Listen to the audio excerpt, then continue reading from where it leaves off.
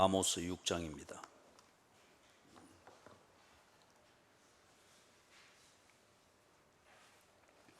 성경은 아모스 6장.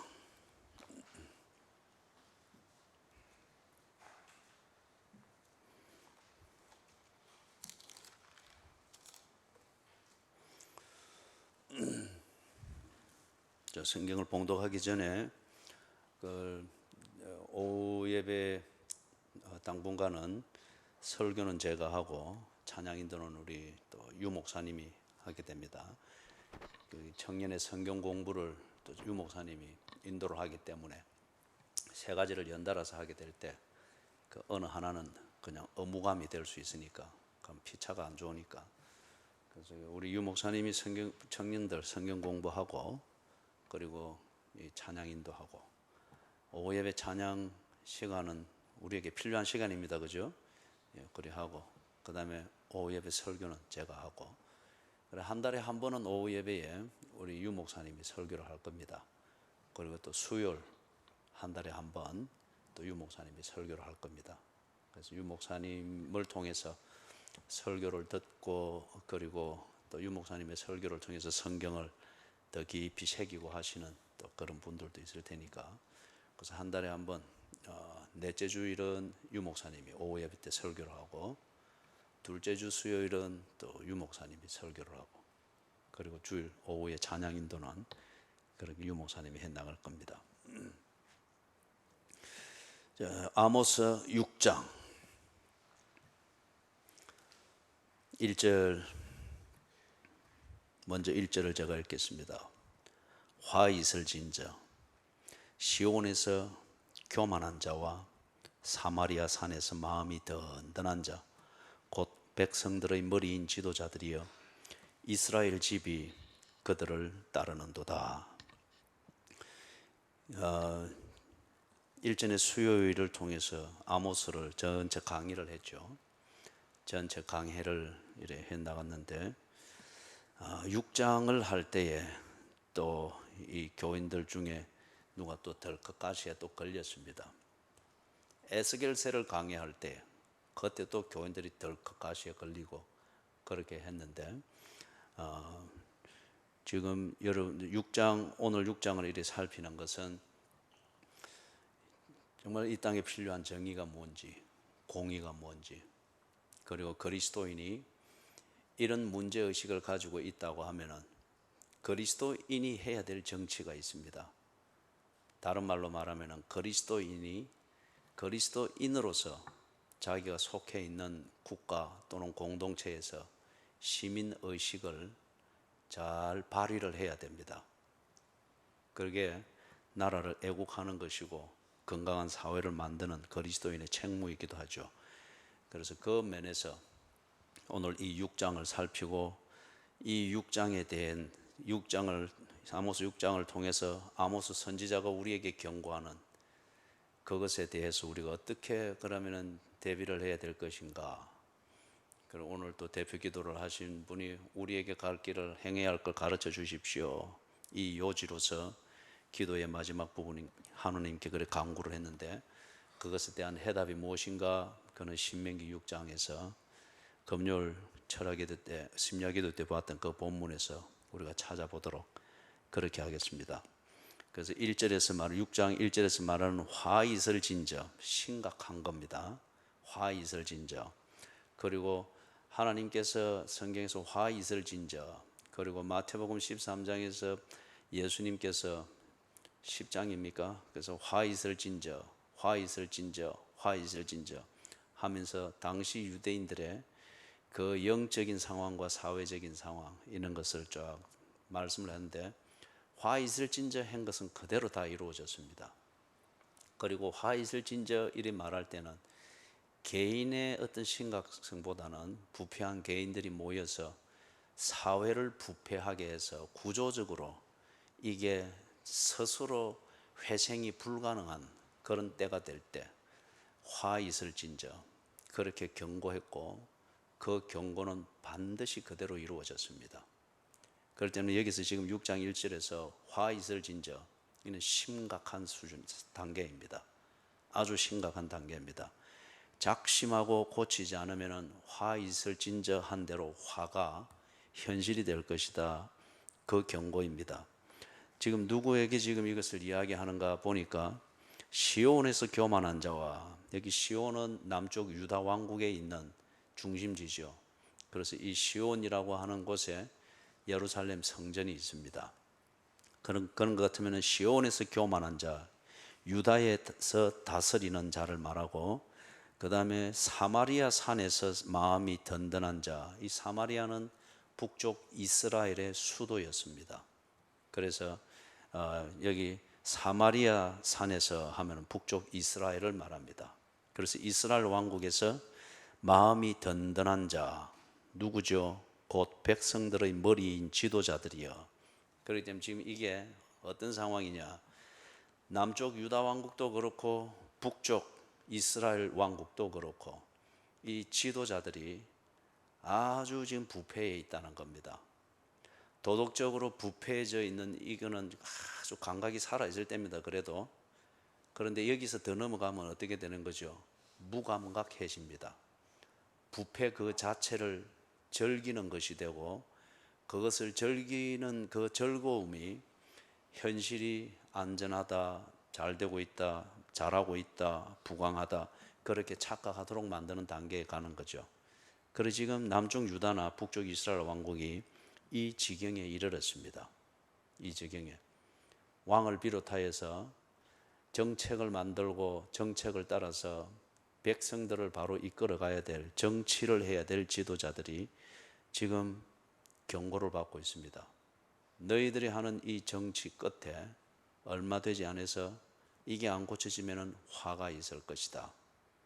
그러면서 그 임하는 화가 어떤 것인가, 화가 임할 수밖에 없는 그 상황을 2절에서부터 11절에 걸쳐서 그 실상을 말하는데, 여기 말하는 실상은 지금 북쪽 이스라엘 왕국의 정치 지도자들, 그들을 중점적으로 해서 여기 쭉 현실을 나열을 하고 있습니다. 그래서 거기 예를 들면 3절을 보면은 너희는 흉한 날이 멀다 하여, 다시 말해서 우리나라는 든든하다, 흉한 날 이런 거는 우리에게 없다. 외교, 정치, 문화, 교육, 경제, 국방 다 든든하고 잘 돌아가고 있다.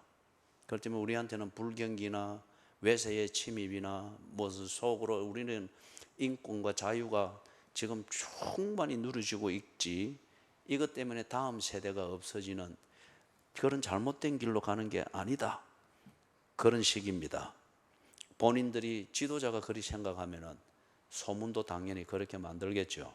그죠? 뭐 요즘 표현으로 말하면 언론을 장악해서 다 그렇게 백성들이 그렇게 생각하도록 하나의 사고를 그리 만들어가는 그런 거겠죠. 그래서 옛날 같으면 이게 더 그렇게 가능하겠죠. 그죠? 그래서 그런 모습들을 3절 이하에서 그림처럼 말을 하고 있습니다. 포악한 자리로 가까워지게 하고 상에 누우며, 상하 침대, 침상에서 기지개 켜며, 이게 이제 할 일이 없는 거죠. 침상에서 기지개를 켠다. 지 스스로 자족하고 모든 게 넘치기 때문에 구태여 정해진 시간 따라서 알람 듣고 일어나서 출근 준비, 이럴 필요가 없는 그런 상황이죠.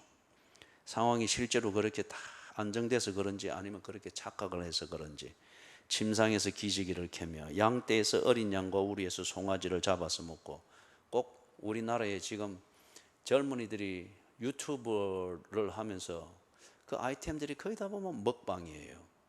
그죠? 이거 정말 망조입니다. 망조입니다. 지금 여기서 하는 이게 그겁니다.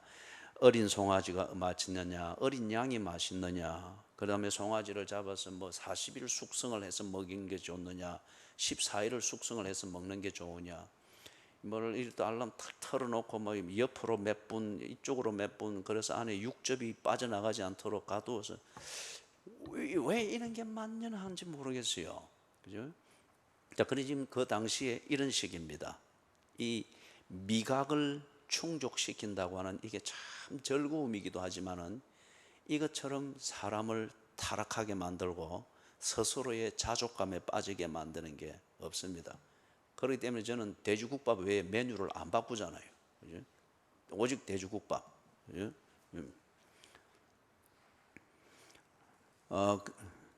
돼지국밥 이야기하다가 그때 그거는 왜 이게는 돼지가 없느냐? 유대인들은 그리고 이스라엘 백성들은 돼지를 종교적으로 부정한 짐승으로 봤습니다. 돼지, 닭, 개 이것은 그들이 종교적으로 부정하다 하여서 부정하고 아주 그 신앙생활을 얍삽하게 하는 그런 사람들을 개에다가 비유하거나 닭에다가 비교하거나 여기 돼지에다가 비교를 했습니다. 그렇기 때문에 그 뭡니까 독사의 새끼들아 또 그래 하든지 또는 개에 비유하는 그런 예수님이 바리새인을 지적하는 그게 나올 때에 우리가 욕할 때 쓰는 그 개념으로 이해를 해서는 안 됩니다. 네가 신앙적으로 참 깨끗한 척한데 너는 개가 먹이만 있으면 무덤에도 가고 저기도 가듯이 너는 그런 식으로 신앙생활을 하지 않느냐, 그런 비판입니다. 자, 그래서 이 사람들이 지금 여유가 넘쳐납니다. 자족일 수도 있겠죠. 오늘은 어린 양을 먹을까 아니면은 송아지를 먹을까. 그리고 5절에서 음악이 당연히 여흥처럼 따라오죠. 그죠? 그리고 6절에서 여기 지금 이스라엘 땅은 석회질이 많기 때문에 그래서 우리 수요를 할 때 길가밭이 나오죠. 그죠? 길가밭이 사람이 많이 다녀서 다져지기도 했지만 그거는 표면이고 밑에 저변에는 석회질이 아주 많은 땅이에요. 그렇기 때문에 비가 그 12월 말에서부터 1월 말까지 2월 초까지 쫙 집중해서 한 130mm 1년 강우량의 거의 대부분이 그 기간에 다 옵니다. 그렇기 때문에 이게 석회질이 많으니까 스며들지를 못하고 다 흘러가서 쓸데없는 물이 되어버리는 거죠. 그런데 이 석회질이 많다 보니까 그러면 어떻습니까? 물을 이래 저수지처럼 파서 이리 비가 쏟아질 때 모아두잖아요. 그런 것이든지 흘러간 물이 시내가에 있고 할 때 이렇게 떠서 먹든지 할 때에 석회질이 많겠죠. 그죠? 요 석회질을 씻어내고 한다고 해서 그 사람들이 가지고 있는 민간 지혜가 뭔가 포도주를 마시는 겁니다. 그렇기 때문에 그 사람들이 포도주를 그렇게 많이 먹고 하는 것은 포도가 많이 나기도 하지만은 또 이런 사슬 관계가 있기 때문에 그래서 이 포도주를 많이 먹는데, 그런데 이 포도주가 그러면 그들의 일상의 음료잖아요. 그런데 이게 좀 취하게 하는 그게 있으니까 그걸 즐기기 위해서 이걸 술로 마시는, 당연히 그렇죠. 그죠? 그래 되죠. 술이 나중에 사람을 마신다 하잖아요. 그래서 대접으로 포도주를 마시며, 그리고 사치가 있습니다. 그러면서 6절 하반절에 요셉의 환난에 대하여는 근심하지 아니하는 자로다. 이때 말하는 요셉은 1절에서 말했던 사마리아 산은 어느 나라를 말할 때에 쓰는 표현을 했죠. 북쪽 이스라엘의 수도가 사마리아였습니다. 네. 그죠? 그래서 그리 불렀습니다. 그런데 지금 옆에 이 북쪽 이스라엘은 어느 지파 자손들입니까? 요셉의 자손들이에요. 요셉의 두 아들 에브라임과 므낫세가 북쪽 이스라엘의 실세들이었죠. 그렇기 때문에 북쪽 이스라엘을 부를 때에 때로 요셉이라 불렀습니다. 아니면 사마리아라고 그렇게 불렀습니다. 그렇기 때문에 여기 요셉의 환난에 대하여는 근심하지 아니하는 자로다. 그렇죠. 지 미각을 충족시키는 대로 먹고 싶은 대로 먹지요. 거기다가 술은 늘 취해 있지요. 그리고 앉은 자리는 상하 침대지요. 그래서 뭐 기지개 켜고 뭐 요즘 같으면 여기 탁 하면 리모컨 딱 해서 TV 뭐 그죠? 방은 3평인데 TV는 6평짜리. 예? 요즘 또 이 손 탁 하면 또 막 에어컨 딱 나오지요. 거기다가 또 아래로 누리면은 흙침대 열 쫙 떨어져. 그래 또 여름 되면 또 뭐 냉기 쫙 흐르도록 되죠. 이러니까 지가 만족하니까 망할 것이 전혀 감각이 없는 거예요. 그래서 거기 요셉의 환난에 대하여는 근심하지 아니하는 자로다. 환난이 문턱을 넘어 들어오는데 지가 앉은 그 자리는 모든 게 충족되어 있으니까 환난이 없다고 생각하는 거예요. 그죠? 감각을 잃어버린 거죠. 그래서 또 예를 들면은 거기 8절에 만군의 하나님 여호와의 말씀이니라. 주 여호와가 당신을 두고 맹세하였노라. 여기 당신은 하나님입니다. 하나님이 하나님 자신을 두고 맹세하였노라. 이거는 그러면 반드시 이루어진다는 거예요. 반드시 이루어진다는 거예요. 하나님이 하나님 자신을 두고 맹세하느라 경고의 경고를 지금 하는 겁니다. 내가 야곱의 영광을 싫어하며 그 궁궐들을 미워함으로 이 성읍과 거기에 가득한 것을 원수에게 넘기리라. 하나님께서 해코지를 하는 것이 아닙니다. 이 사람들이 지금 자격을 상실해 버렸습니다. 오늘 오전 예배로 치는 것쯤에는 베드로는 지가 자격 상실이 됐는가 싶어서 예수님께 매여가지고 안절부절했잖아요. 그런데 예수님은 베드로의 생각과는 달리 자격을 인정해 주었습니다. 그 진실을 존귀하게 여기서 인정해 주었습니다. 그런데 이 사람들은 지금 자기들이 자격이 있다라고 생각을 하면서 이 호사를 스스로 누리고 있단 말이에요. 그런데 정작 그들은 자격을 상실한 자들입니다. 자격을 상실한 자들.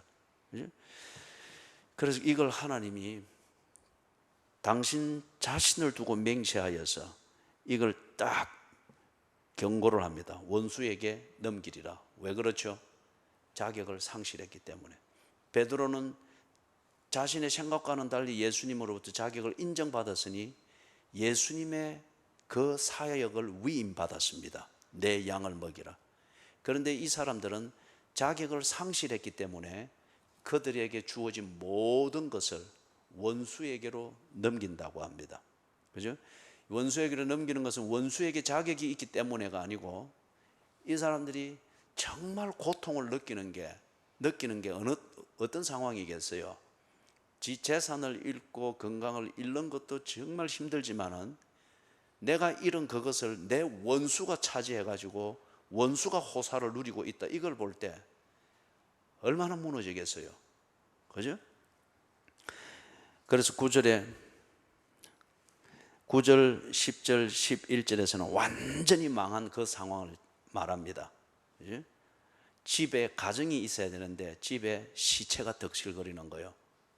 그래서 이 시체를 회수하기 위하여서 친척이나 지인들이 들어가서 회수를 하는데 조심조심 지도 죽을까 싶어서 조심조심 하는데 저기 또 보니까 한쪽에 숨어가서 겨우 살은 자가 있단 말이에요.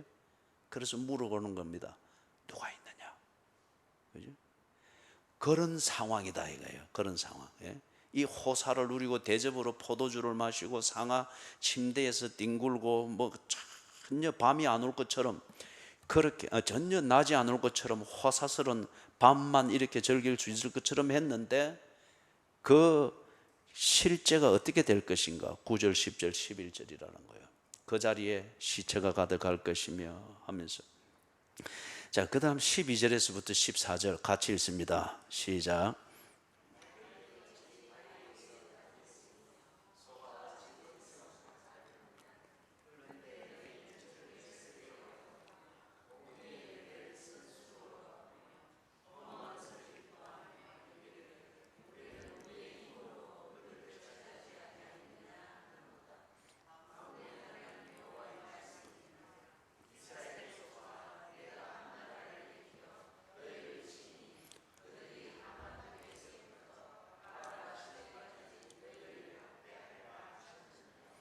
아멘.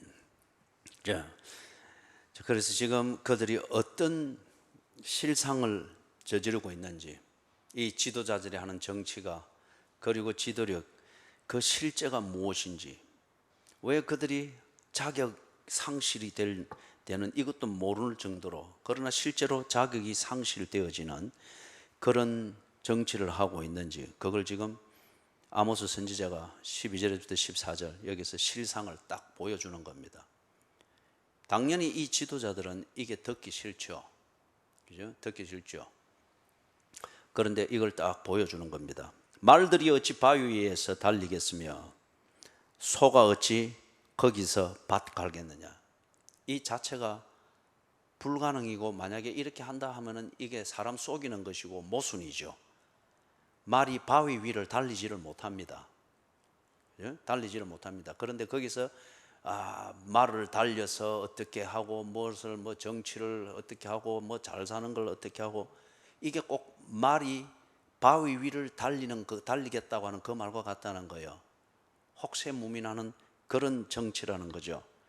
그리고 소가 바위 위에서 밭을 갈겠느냐? 이 불가능이잖아요. 그죠?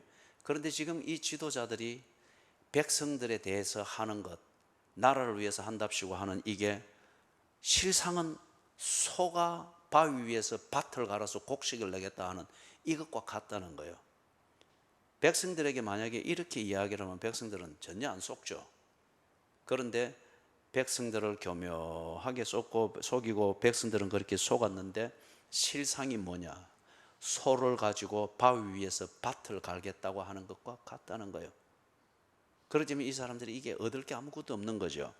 그래, 이런 식으로 하고 있는 이걸 거기서 딱 이런 비유를 들고서 그 뒤에 실상을 이야기를 합니다. 그런데 너희들이 그렇게 하고 있다는 거예요.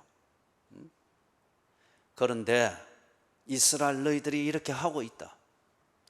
그게 뭐냐? 너희는 정의를 썰개로 바꾸며 공의의 열매를 쓴 쑥으로 바꾸며 허무한 것을 기뻐하며 이러기를 우리는 우리의 힘으로 뿔들을 취하지 아니하였느냐 하는도다. 정의가 살아있으면은 결코 그 사회가 또는 정의를 공유하고 있는 그 관계가 썰개를 씹는 것과 같은 그러한 희생자와 억울함이 없습니다. 정의는 균형을 잡는 겁니다. 평형을 유지하는 거죠. 그 다음에 공의가 베풀어지고 공의가 이루어지고 있다, 그런 것 같으면은 결코 그것이 우리에게 아주 간을 잘못 맞춰서 쓴 것을 먹으면서 모든 입맛을 다 버리는 것 같은 그런 게 있을 수가 없다는 거예요. 다른 예를 들어서 법을 통해서 공의를 이룬다, 그죠? 그래 되는 것 같으면은 정말 유전무죄, 무전유죄와 같은 이런 결과를 가지고 없는 자이기 때문에, 또는 법에 대해서 논리적으로 무지하기 때문에 고스란히 당하고만 있으면서 화병을 앓는, 법을 지킨 끝에 화병을 앓게 되는 이런 일이 있을 수가 없다는 거예요. 그런데 지금 이스라엘은 이게 보편화되었다는 거예요. 허무한 것을 기뻐한다. 그들은, 이 지도자들은 나름대로 무언가를 요란 법석을 떨고 백성들은 그래 하면 잘 되는 것 싶어서 하는데 허무한 것이라는 거예요. 그렇게 가면 갈수록 어떻게 된다는 겁니까? 9절, 10절, 11절처럼 그렇게 되는 거. 그거 정말 허무한 거잖아요. 그러면서 그들이 하는 말이 우리는 우리의 힘으로 뿔들을 취하지 아니하였나. 이때 이 말하는 뿔은 존귀함입니다. 자존감입니다. 그리고 힘입니다. 이 말은 무슨 말이에요? 오늘 우리가 이렇게 된 것, 이렇게 사는 것, 태평성대를 하는 것, 이거는 뭐 지도자들만 그 착각 속에 자기들이 지금 태평성대를 누리는 거죠. 그리 하는 것은, 이 태평성대를 누리는 것은 우리의 힘으로 했다는 거죠. 우리가 정치를 잘해서 그랬고, 우리에게 자원이 있어서 그랬고, 그리고 우리에게 어떤 해보고자 하는 선한 의지가 있어서 정의와 공의를 바로 실천했기 때문에 이런 것을 우리가 누리고 있다. 그렇게 지금 단언을 하고 있으면서 장난을 치고 있는 거예요. 사랑하는 여러분, 여기서 우리가 아모스 선지자가 이스라엘에게 하던 이 경고, 화이설진저, 그리고 얼마나 답답했으면 하나님 자신을 두고 맹세하여 가로되 하면서 그 되어질 실상을 보여주는 이것이 오늘 우리에게도 역시 마찬가지입니다. 하나님의 은혜를 입고 사는 공동체나 개인에게는 이 말씀은 언제나 적용이 됩니다. 하나님의 것으로 먹고 살았으면 하나님과 언제나 계산이 바로 서야죠. 그렇기 때문에 하나님의 은혜로 살고 하나님과 이 관계로 살면, 그러면 이게 모두 해당이 되는 거죠. 우리나라의 실상을 좀 살펴보면 저는 보수를 말하고자 하는 것도 아니고 진보를 말하고자 하는 것도 아닙니다. 이 부분을 강의할 때에 무슨 현재의 그 정권을 아주 선호하고 하는 그분이 계셨던 모양입니다. 그래서 지금 현재 정권이 문재인 정권이기 때문에 이 말씀을 우리의 현실에 비추어서 그때 좀 살펴보았죠. 그런데 그분은 그것을 자기가 좋아하는 대통령이나 그 정치 진영을 그냥 비판하고 비난하는 것으로 듣고 그래서 상당히 힘들어하는 것을 그래 보았습니다. 만약에 지금 현재 정권이 박근혜 정권이면 당연히 박근혜 정권에 대한 이 말씀에 비추어서 살필 걸 살피고 비판할 걸 했겠죠. 저는 그렇기 때문에 보수를 말하고자 하는 것도 아니고 진보를 말하고자 하는 것도 아닙니다. 성경에 비추어 볼 때 오늘 우리의 현실이 무엇인가? 화 있을진저 이 화가 9절, 10절, 11절처럼 현실이 될 때에, 사건이 될 때에 지금 내가 살고 있는 이 나라, 이 사회가 그렇게 될 것이기 때문에 나는 이 말씀에 근거해서 내 사는 사회와 내 사는 시간을 살펴야만 합니다. 공교롭게도 이 시대에 정치를 하고 있는 지도자는 그 진영이고 문재인 대통령입니다. 그렇기 때문에 호기 가운데에 그쪽 진영이 있고 그렇게 아주 동의를 하고 있다고 하면은 그 면에서는 오해를 하지 않기를 바랍니다. 그죠? 뭐 보수든 진보든 그것은 자신의 정치적 판단을 가지고서 얼마든지 할 수 있는 겁니다. 그러나 그것을 두고서 지금 제가 말하고자 하는 것에 대하여서 전번에 이것을 강의할 때 있었던 그러한 해퍼닝처럼 그런 일이 없었으면 합니다. 참 말 그대로 어린 양이에요. 네, 어린 양이다. 자, 여기서 우리는 한 가지를 좀 심각하게 살펴보기를 원합니다. 포괄적 차별법 금지라는 이것을 입법화하는 이 움직임이 지금 아주 왕성하게 이루어지고 있습니다. 그리고 이 포괄적 차별법 이것을 입법화해 가지고 법제화하는 이 문제는 이명박 정권 때부터 했습니다. 노무현 정권 때부터 했습니다. 구체적으로는. 그런데 입법부에서 이것을 다룰 수 있으려고 할 때에 회기가 마감되니까 그 입안을 하는 자체가 폐기가 되고 그래서 지금까지 왔는데 지금은 아주 활발합니다. 우리 교인들이 여러분들이 제가 그런 면에 대해서 설교를 통해서든지 성경 공부를 통해서든지 아니면 웹페이지에서 이런 교육과 그걸 자료 제공을 제대로 잘 하지 못한 것에 대해서 한편 책임을 느낍니다. 동시에 여러분들이 유튜브를 보든지 또는 포털 사이트에서 어떤 그 뉴스를 보든지 시사를 볼 때에 재미있는 것만 보지 말고 기독교적 관점에서 여러분들이 사회에 어떤 문제가 있는가 기독교적 문제의식을 가지고서 보아야 될 것을 볼 수 있기를 바랍니다. 그래서 포괄적 차별금지법 이것에 대하여서 어떻게 지금 진행되고 있고 그 내용이 무엇인가에 대해서 스마트폰으로도 얼마든지 찾을 수 있습니다. 내용을 알도록 하십시오. 다양한 것들에 있어서 기본적으로는 지금 우리 교인들이 한국의 교인들이 별 그런 데 관심이 없습니다. 그리고 정치를 운운하고 이러면은 다 불경시하고 했기 때문에 바르게 하지 않는 것이 문제지, 정광훈 목사처럼 바르게 하지 않는 것이 문제지, 시민인데 어떻게 시민이 속해 있는 그 공동체에 대하여 정치에 대해서 참여하지 아니할 수가 있어요. 가장 대표적인 것은 투표권이잖아요. 그죠?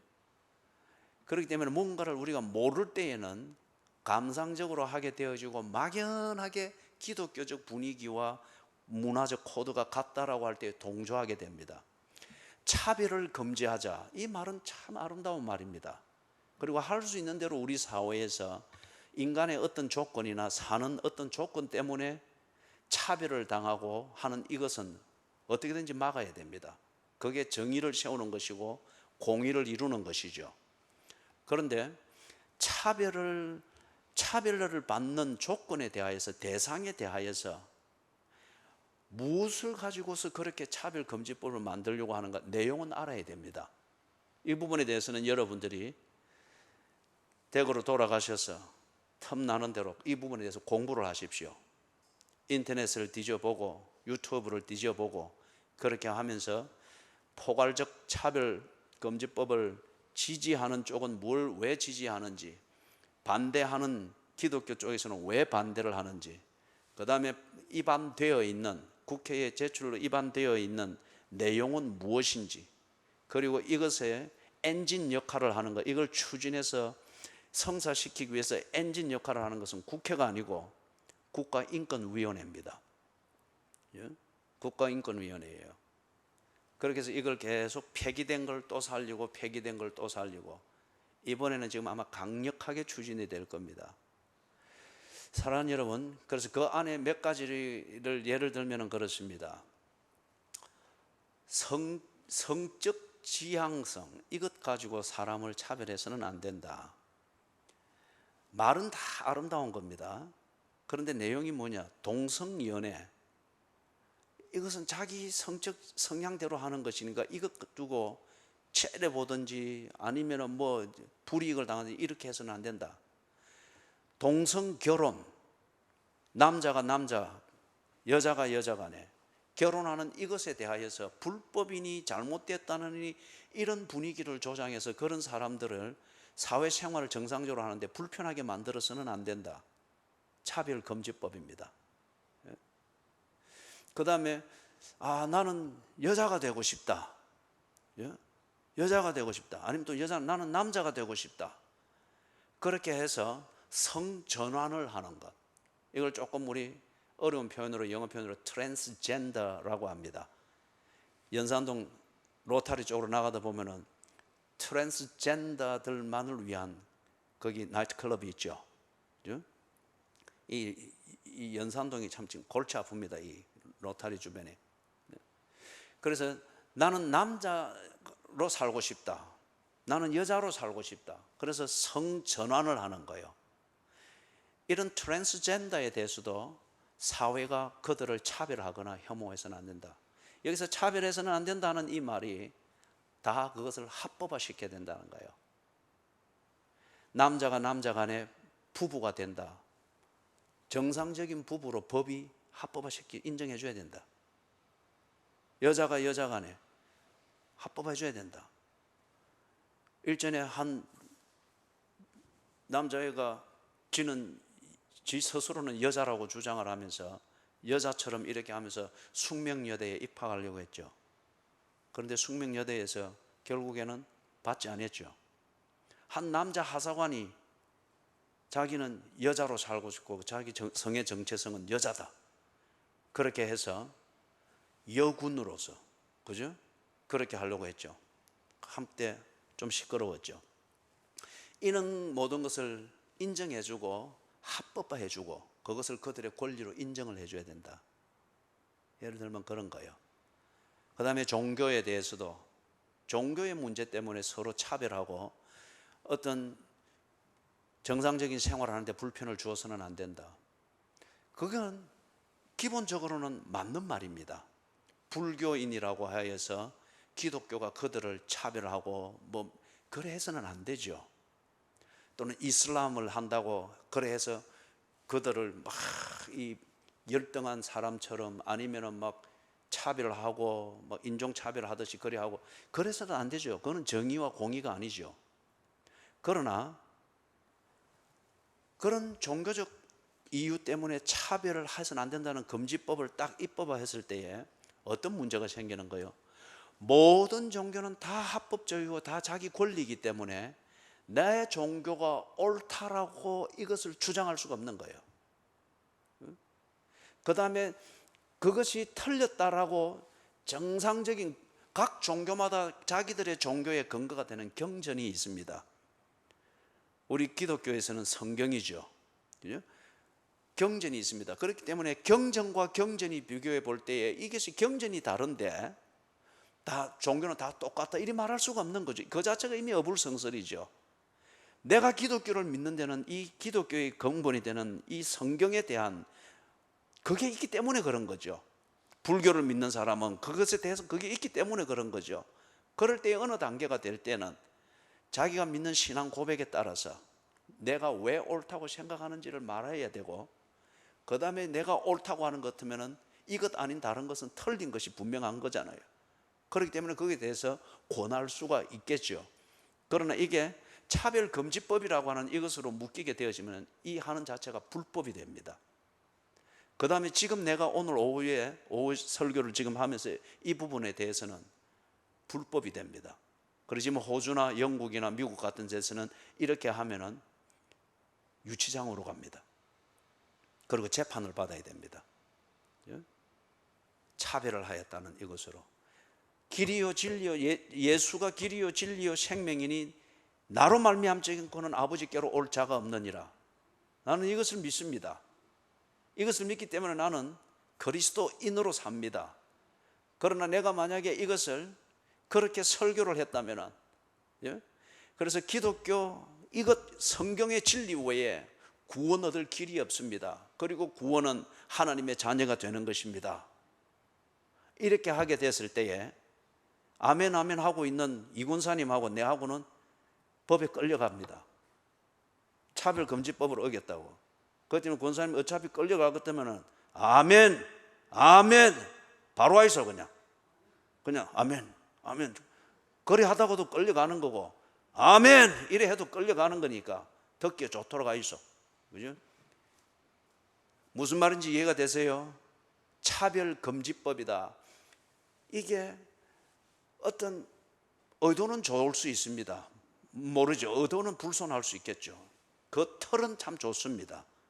정의를 이루고 공의를 이루기 위해서 사람의 사는 어떤 조건이나 그것 때문에 불공평하게 처우를 받고 대우를 받는다, 없어야죠. 그런데 그것을 가지고서 뭘 만들고자 하는 이 사상이 있고 이념이 있다 이거예요. 이것에 대해서 기독교인들이 분명히 공부하고 준비를 해야 됩니다. 그죠? 준비를 해야 돼요. 그래서 이 부분에 대해서 참 많은 교회 지도자들과 교인들이 때로는 생계를 뒤로 하고 이걸 두고 적극적으로 싸우고 있습니다. 그죠? 이게 단지 사상의 싸움이 아니고 정치의 싸움이 아니고 그들이 기독교인이기 때문에 그런 거예요. 저 또한 이것에 대하여서 이것을 반대하는 이유는 저는 분명히 반대합니다. 만약에 여기서 그것을 지지하는 그게 있고 그것도 하나님의 사랑이고 하면서 이러면 저는 그 교인과 논쟁하지 않을 겁니다. 한두 번은 대화를 하고 왜 그리 생각하는가, 나는 왜 그리 생각하는가를 두고서 토론을 해서 이념의 결혼을 시도해 볼 수 있습니다. 그러나 그것을 두고서 저는 예수께서 내게 맡기신 내 양을 먹이라, 이 부분에 대해서 희생할 생각은 전혀 없습니다. 그리고 그게 그럴 만큼 가치 있는 일도 아니기 때문에. 왜 저는 이것을 반대하는가? 제 정치적 입장이 현 정권과 다르기 때문에 그런 것은 아닙니다. 더불어민주당에 있는 의원들 중에서도 이것을 반대하는 분들이 상당히 많습니다. 진보 성향이라고 하여서 다 이런 부분에 대해서 찬성하고 그럴 필요는 없는 거죠. 그것은 가치관의 문제니까. 제가 이것을 결코 반대하는 것은 제 정치적 성향이나 입장이 다르기 때문에 그런 것은 결코 아닙니다. 또는 국가인권위원회에서 그 회장이든지 뭘 하는 이런 분들과 뭔가 성향이 다르기 때문이나 아니면은 인간의 복지를 생각하는 이 관점이나 그 차원이 다르기 때문에 이것을 반대하고 그것이 아닙니다. 대답은 간단합니다. 그리스도인이기 때문입니다. 저는 그리스도인이기 때문에 그리스도인의 신앙 고백 이것과 이런 차별금지법에 교묘하게 숨겨놓은 이러한 인간의 적흥적이고 어떤 악의적인 그것이 컨트롤 되지 못해서 그것이 문화화되어서 나타나면서 권리라고 주장하는 이 교묘한 것을 숨겨서 이것을 합법화해서 죄를 합법화해서 즐기고자 하는 이 교묘한 것, 이것은 내가 고백하는 신앙, 그리스도인의 신앙 고백과 정면적으로 다르기 때문에 저는 그리스도인으로서 이것에 반대합니다. 예? 물론 그렇게 되었을 때 그 결과물, 가정이 없어지고 엄마와 아버지의 개념이 그 사회에서 점점 희석되어지고 자녀가 생산되어지지 아니하니까 그 사회의 미래는 암울해질 수밖에 없고, 이미 우리나라는 세계에서 OECD 국가 중에서 가장 낮은 저출산 국가입니다. 비교에 있어서 가장 낮다고 하는 이것만이 아니라 그 한 사회를 유지시키는 데 필요한 출산율, 이 기본마저도 안 되는 거예요. 그렇기 때문에 요즘 반려견이 많은 모양입니다. 아마 개에게 물려줄 것 같아요. 제가 이렇게 말을 하게 되어지면은 그리스도인이 고백하는, 내가 고백하는 그리스도인의 신앙 고백과 다르기 때문에 나는 반대한다. 그럴 때에 한쪽에서는 저를 보고 그럴 수 있겠죠. 그거 종교적인 독단이지 않느냐? 아니면 당신 너무 광신도적이지 않느냐? 또는 당신의 종교적 입장을 유지하기 위해서 너무 다른 사람의 인권을 배려하지 않는 이기주의적이지 않느냐? 그런 공격과 반론에 부닥칠 수 있겠죠. 신명기 6장으로 넘어가십시다.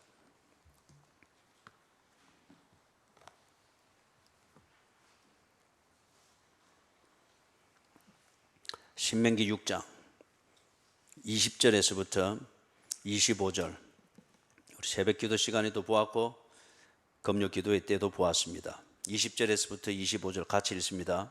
후일에 네 아들이 네게 묻기를 우리 하나님 여호와께서 명령하신 정거와 규례와 법도가 무슨 뜻이냐 하거든 너는 네 아들에게 이르기를 우리가 옛적에 애굽에서 바로의 종이 되었더니 여호와께서 권능의 손으로 우리를 애굽에서 인도하여 내셨나니 곧 여호와께서 우리의 목전에서 크고 두려운 이적과 기사를 애굽과 바로와 그의 온 집에 베푸시고 우리 조상들에게 맹세하신 땅을 우리에게 주어 들어가게 하시려고 우리를 거기서 인도하여 내시고 여호와께서 우리에게 이 모든 규례를 지키라 명령하셨으니 이는 우리가 우리 하나님 여호와를 경외하여 항상 복을 누리게 하기 위하심이며 또 여호와께서 우리를 오늘과 같이 살게 하려 하심이라. 우리가 그 명령하신 대로 이 모든 명령을 우리 하나님 여호와 앞에서 삼가 지키면 그것이 곧 우리의 어려움이니라 할지니라. 아멘. 20절에서 무슨 뜻이냐? 그리스도인이 그리스도인의 신앙 고백을 따라 산다는 게 그게 무슨 뜻이냐? 그리하면 정말 우리나라가 바로 잡히겠습니까? 인권이 정말 살아나겠습니까? 무슨 뜻이냐? 21절, 22절, 23절 거기서 우리가 지금까지 살게 된 게 하나님의 은혜로 살았다는 거예요. 아까 아모스를 볼 때는 그 지도자들이 뭐라 했습니까? 우리가 이렇게 잘 사는 것 우리 힘으로 우리의 뿔을 높이지 않았느냐 그랬죠. 그런데 우리나라가 지금 6.25 70년이 지났습니다. 이 70년 동안에 이만큼 살게 된 것 세계 역사에서 유례를 찾아볼 수 없다고 합니다. 이게 정말 우리의 힘으로 된 겁니까? 이게 정말 한 정치 지도자의 역량으로서 이렇게 된 겁니까? 저는 초등학교, 그때는 국민학교라고 했죠. 국민학교 1학년 때 그 한 십리길을, 물곰이 있는 그 국민학교 거기를 한 십리길을 보따리 메고 그렇게 가면서 애들이 너댓 명이 떼지어서 막 걸어가고 그 다음에 또 막 뛰기 하면서 들어오고, 그런데 한 번씩은 한 명이 살살 빠지는 거예요. 왜 그러느냐? 씹던 껌 버려놓은 거 주워 먹으려고. 워낙에 배가 고프니까 타거든요. 배만 볼록볼록 나오고, 이게 회충이 많으니까 배만 볼록볼록 나오는 영양실조 그 현상이죠. 씹던 껌을 주워서 5일마다 장을 서는데, 장을 서고 난 그 다음날은 보면 씹다가 버린 껌들이 제법 많아요. 그걸 씹어 먹으면 조금이라도 단맛이 나오거든. 그러나 1학년 짜들이 그렇게 하다가 그 근처에 오면 한 명씩 슬슬 빠지는 거예요. 껌 주스 먹는 거예요. 학교에서 한 번씩은 옥수수 빵을 배급을 주잖아요, 애들에게 급식으로. 그런데 어떤 때는 보면 이 옥수수 빵 손바닥 반만한 여기에 거의다가 이 구더기가 있어가지고, 그런데 어떤 아이는 비약한 아이는 그걸 빼는데, 어떤 그냥 먹는 거예요. 그냥, 그죠? 집에서도 그리 먹으니까. 그런데 우리가 정말 이 꼭 빛의 속도처럼 우리의 삶이 이리 변해진 것 같아. 지금 누구 힘으로 이렇게 했느냐 이거예요. 이걸 두고 정치학자들이나 경제학자들이나 사회과학자들은 이렇게 된 데에는 우리의 국민성이 어떻고, 어느 때의 경제개발계획이 어때서 이렇고 그것은 뭔가 주어진 통찰력과 지혜로 인해서 만들어진 결과물이고, 결과물을 만들어내는 에이전시 역할을 한 거죠. 저는 그리스도인으로서 제가 볼 때는 이것은 분명히 하나님 앞에서 몸부림치듯 살아갔던 우리 부모 세대의 헌신적인 삶 때문이었습니다. 그들이 그렇게 가난하고, 그죠? 그때는 보면은 이 고등학생, 중학생들이 막 교복 입은 채로 와가지고 수요일 되면은 그 가만떼기 앉아서 막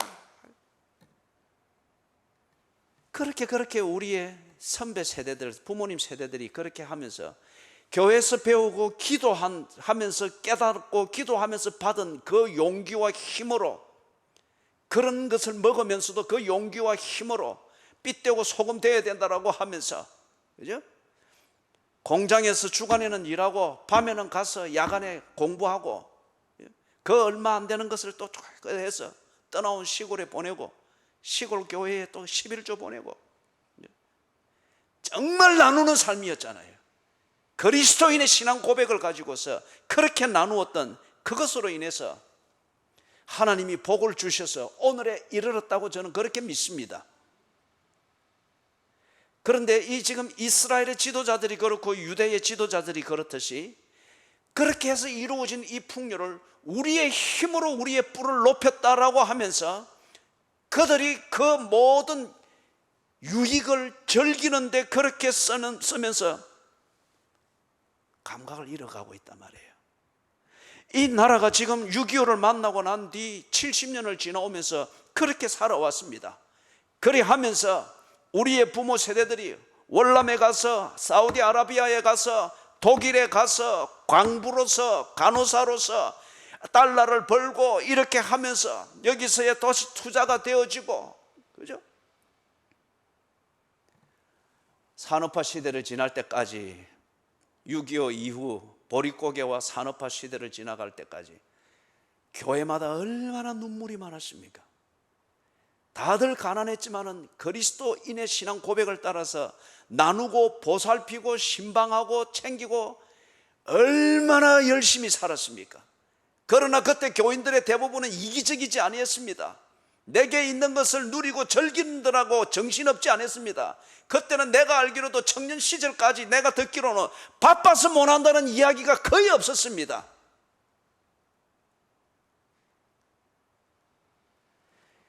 그렇게 신앙생활하면서 훈련되어진 걸 가지고 사회에 나가서도 겉면 성실하게 그런 게 사는 결과 여기 왔단 말이에요.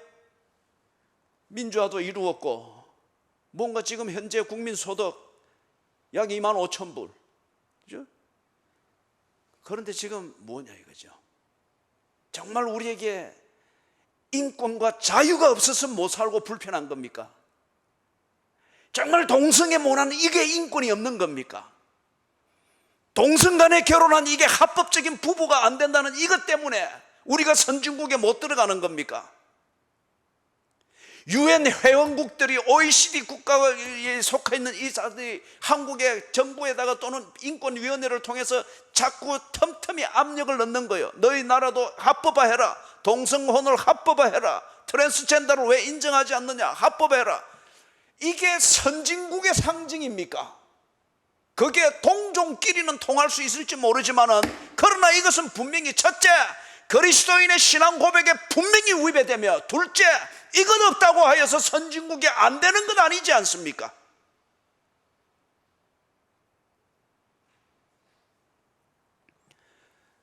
그런 것을 두고 세계화라고 말하면서 선진국으로 가는 세계화에 발을 맞춰야 된다.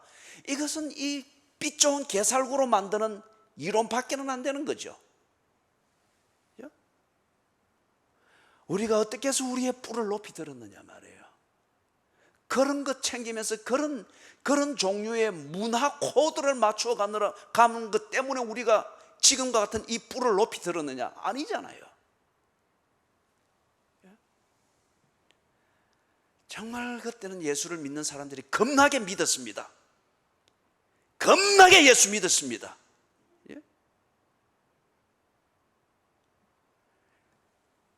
그게 오늘을 이루었잖아요. 그런데 지금 우리가 정의를 말하고 공의를 말하고 인권을 말하고 선진국으로 가는 더 잘 사는 것, 더 잘 사는 것, 이것을 이야기를 하면서 그래 하는데, 결국에는 정의를 행한다고 하면서 썰개접을 만들고, 공의를 행한다고 하면서 쑥과 같은 썬 열매를 만들고, 번영을 말하고 선진국을 말하고 인권을 말하나 실상은 허망한 것을 계속 안겨주고 있는 거예요. 혼밥족 1인 가구가 지금 좀 과장해서 말하면 로켓 폭발하듯이 급증하고 있다 그래요. 이게 뭘 말하는 거예요? 이 사회가 특히 젊은이들이 지독한 이기주의로 변질되어져 간 거잖아요. 지독한 이기주의. 혼자 살겠다는 거잖아요. 그게 이 문화가 그게 편리하고 모든 게 그것 중심으로서 되어가니까.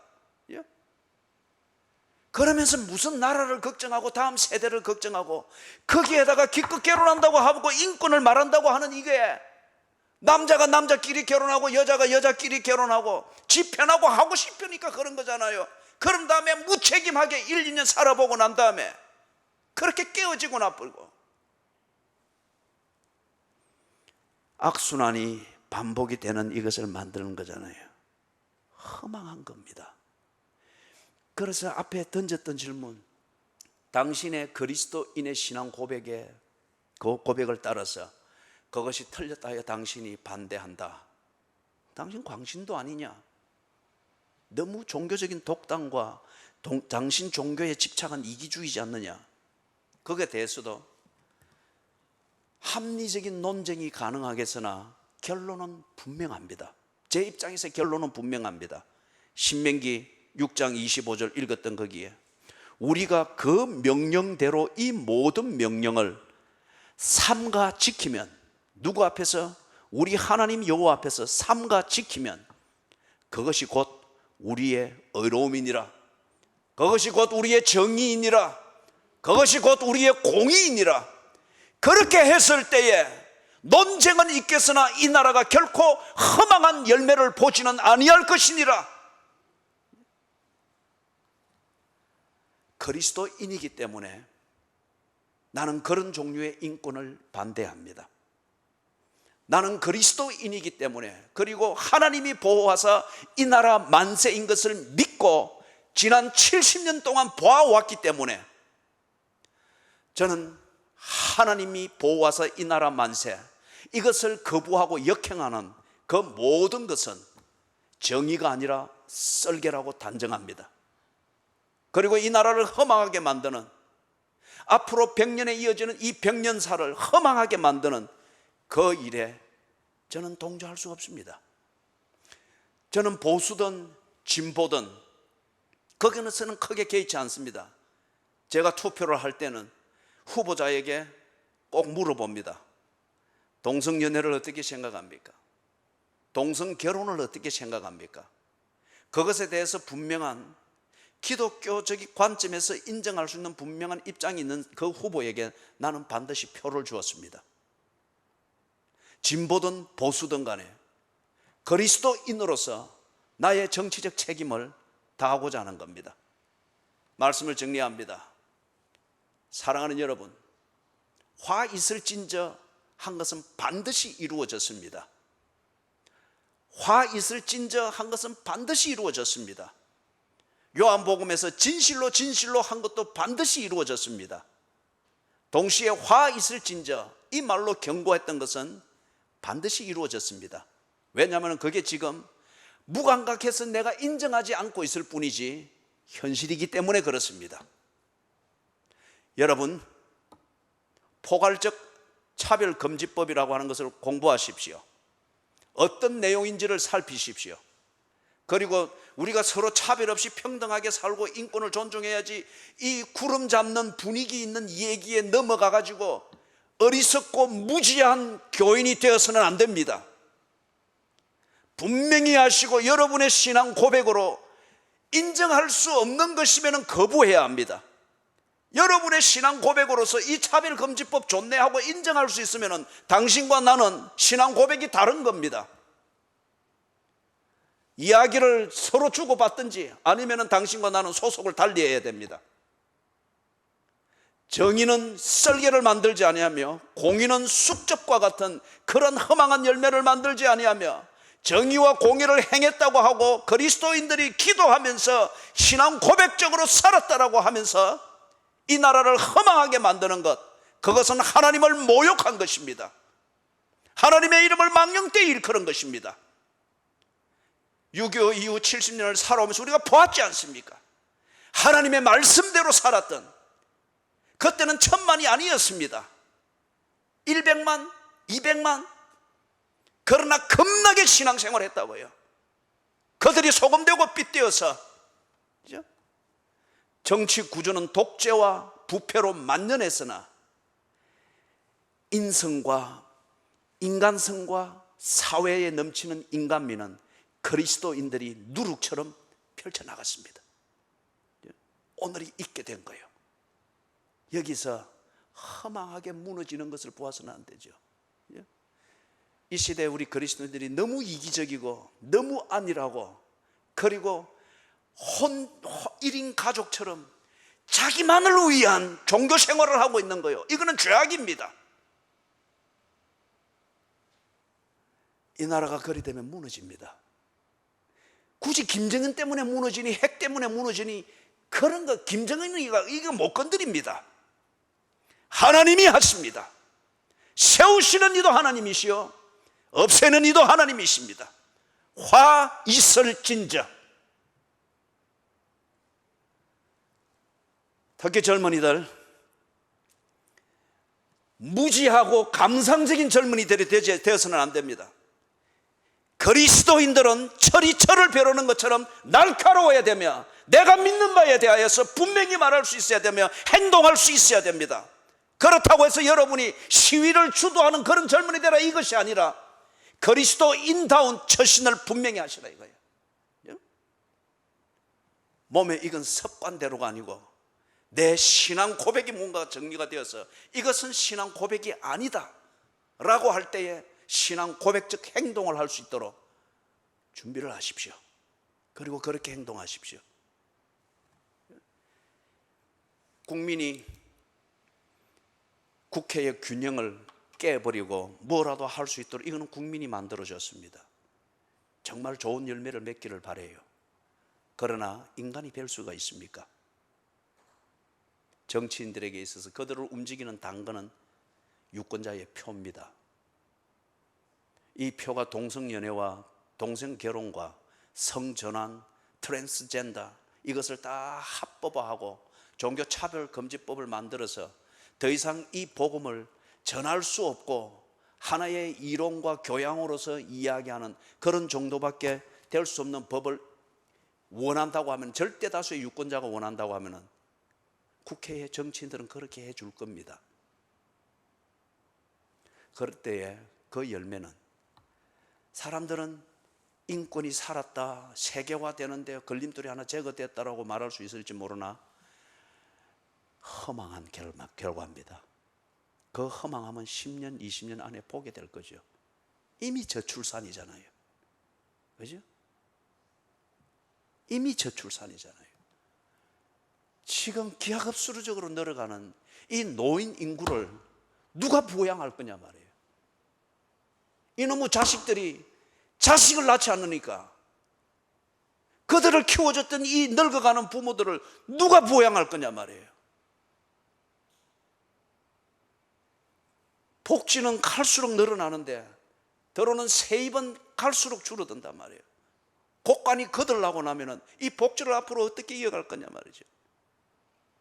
생산 인구가 늘어야 되는데 그럼에도 불구하고 정말 이 시대에 내가 살고 있는 내 감각을 채우고자 하는 지독한 이 이기주의, 그래서 내 하고 싶은 대로 하겠다는 거예요. 동성연애, 동성결혼, 트랜스젠더, 종교차별금지법, 무슨 교육의 인권 조례, 학생 인권 조례.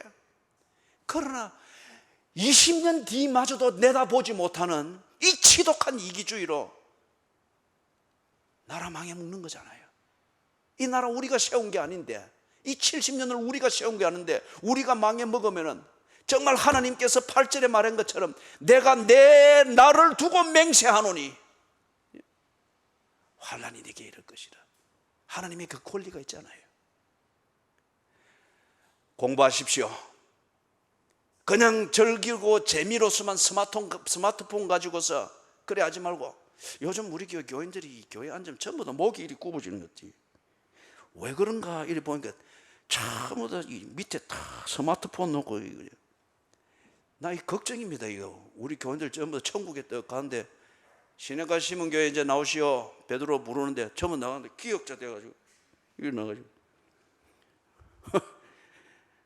이현자 권사님 왜 고기가 그런 고기 들으라 이래 되겠어? 교회에서는 할 수 있는 대로 우리 이제 스마트폰 안 쓰는 캠페인을 스스로 벌려봅시다. 급한 연락과 이걸 위해서 가져는 오셔대 예배실 안에서는 쓰지 말고. 왜 그 좋은 습관을 여러분들이 스마트폰 때문에 뺏겨요? 이전에는 앉아있으면 성경 보고 소곤소곤 또 이래 서로 옆에 안부도 나누고 그런 교제를 해야죠. 다 보면 이럴 때 우리 지호이도 언제부턴가 이럴 때 가지고 긴 머리까지 쭉 늘어지니까 섬뜩하기까지. 이거는 이제 우리 스스로 캠페인을 벌려봅시다. 예배실에 앉았을 때는 스마트폰을 안 본다. 딱 이걸 그래 해보는 겁니다. 이 설교를 결론을 정리를 합니다. 사랑하는 여러분, 정의, 공의 반드시 이루어야 됩니다. 정치적 성향이 다르거나 이 정권을 미워하거나 좋아해서 이 말을 하는 게 아닙니다. 그리스도인이기 때문입니다. 그리스도인이 가진 신앙 고백으로 오늘 우리 삶의 현장에 어떤 일이 이루어지며 오늘 우리 삶의 현장에서 정의라 말하는 내용이 뭔지, 공의라 말하는 내용이 뭔지 여러분이 살펴야 됩니다. 그죠? 그리고 그것에 대해서 여러분이 할 수 있는 정치 참여를 해야 합니다. 이 부분에 대해서 반대를 해야 되는 적극 반대를 하고, 지지를 할 때는 적극 지지를 하고, 그리스도인이 나로서 해야 될 그 일을 적극적으로 실천할 수 있기를 바랍니다. 우리